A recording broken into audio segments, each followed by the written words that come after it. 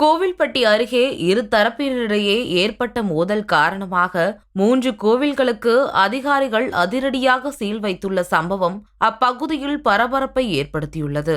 தூத்துக்குடி மாவட்டம் கோவில்பட்டி அருகே உள்ள வடக்குப்பட்டி கிராமத்தில் விநாயகர், காளியம்மன் மற்றும் கருப்பசாமி ஆகிய 3 கோவில்கள் அமைந்துள்ளன.